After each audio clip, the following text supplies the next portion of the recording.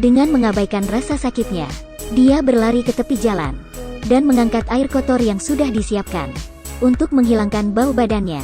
Sangat hebat. Benar saja, zombie tidak lagi mengejarnya.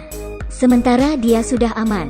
Di tepi sungai, Anne mengeluarkan jarum untuk menjahit lukanya. Semua keahlian ini diajarkan oleh suaminya. Setengah tahun lalu, virus zombie menyebar ke seluruh kota. Suaminya membawa Anne dan bayi yang berusia beberapa bulan pergi ke dalam hutan. Dia mengajari Anne cara bertahan hidup. Dia mengajarinya menembak. Awalnya kehidupan mereka masih sangat aman. Hingga saat anak mereka demam. Suaminya pergi keluar untuk mencari obat. Tapi setelah itu, suaminya tidak kembali lagi. Keesokan hari, Anne menemukan mayat suaminya di luar. Mayatnya sudah digigit hingga hancur. Di tangannya masih ada obat yang dia bawa untuk anaknya. Dari saat itu, Anne hanya bisa sendirian membawa anaknya bertahan hidup. Saat Anne pertama kali keluar untuk mencari makanan, dia bertemu zombie yang sedang makan. Anne perlahan-lahan mendekat dan membunuhnya. Darah zombie mengenai pakaiannya, tapi dia tidak memperhatikannya.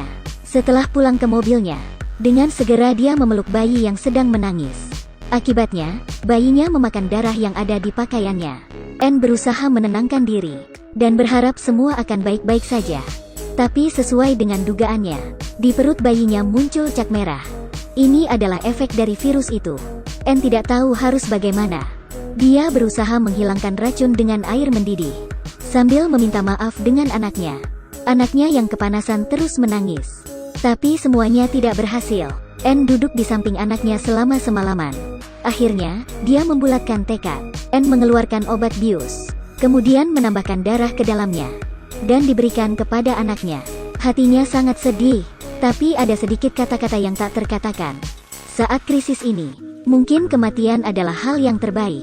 Dan Anne yang hidup sendiri, masih terus bertahan di dalam kesusahan. Makanan semakin menipis. Anne terpaksa membuka kulit pohon dan mengeluarkan beberapa ulat. Dia tambahkan dengan biskuit dan membuat menjadi biskuit berasa.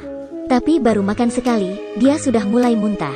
Di saat serangan zombie ini, makanan lebih mahal dari benda apapun. Anne yang tidak bisa makan ulat, terpaksa keluar mencari makanan lain. Baru sampai di tepi jalan, dia melihat bayangan dua orang. Kemudian dia mendekat perlahan-lahan. Akhirnya dia menyadari itu bukan zombie. Itu adalah seorang wanita yang normal, dan seorang pria yang pingsan karena terluka. Wanita itu membuka pakaian pria itu. Perutnya tidak bercak merah. Ini membuktikan bahwa dia tidak terkena virus. Akhirnya Anne memiliki niat membantu mereka. Dia membawa kedua orang ke tempat kemahnya.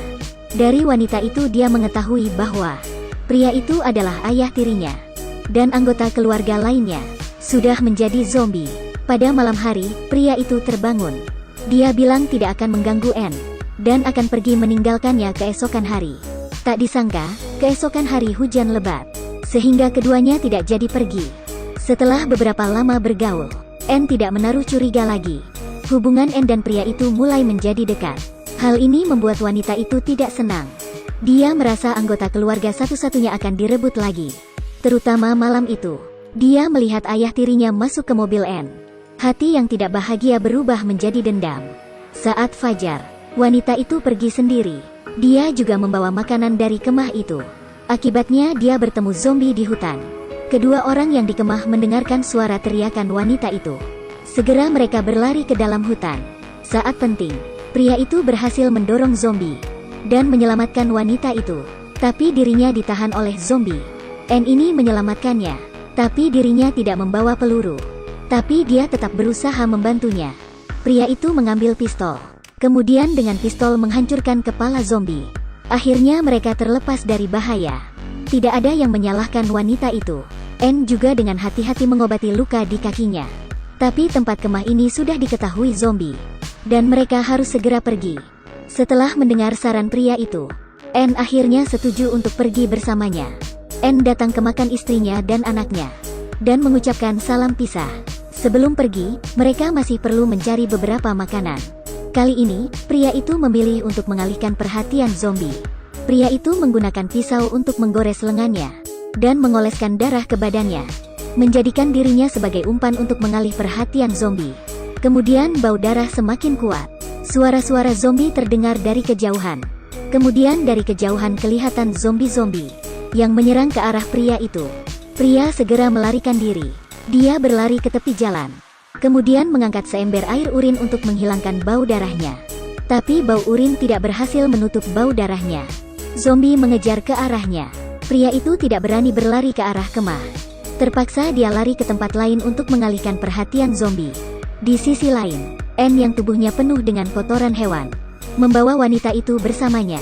Saat zombie sudah dialihkan, mereka masuk ke rumah orang lain untuk mencari makanan. Anne mengambil makanan di dalam dapur. Tapi dia tidak mengetahui bahwa wanita itu terus melihatnya. Saat dia mau pergi, dirinya dipukul hingga pingsan. Wanita itu mengikat Anne di lemari. Kemudian melepaskan maskernya. Suara ini akan segera mendatangkan zombie. Dan wanita itu segera kabur dengan semua makanannya. Tak lama kemudian, zombie sudah di depan rumah. Anne berusaha melepaskan talinya. Kemudian dia mengambil air deterjen untuk menghilangkan bau badannya. Kemudian Anne bersembunyi di kulkas dan berhasil keluar dari bahaya. Saat sudah tidak ada gerakan di luar, Anne perlahan-lahan membuka kulkas dan berjalan keluar. Saat dia baru keluar rumah, setelah membunuhnya, Anne segera ke tempat kemah. Dan wanita itu berlari ke tepi jalan, tapi lupa menghilangkan bau badannya. Dia kembali ke tempat kemah dan bertemu ayah tirinya. Tapi zombie sudah mengejar mereka dari baunya. Ayahnya menyuruh wanita itu berlindung di dalam mobil. Dirinya bertarung sendiri dengan zombie. Saat Anne sampai di sana, pria itu sudah dikepung zombie. Dia segera menembak salah satu zombie, kemudian membidik yang kedua. Sayangnya tembakan tidak kena. Saat ini hanya tersisa satu peluru. Pria di depan mobil itu dan wanita yang ada di dalam mobil masih diserang oleh zombie.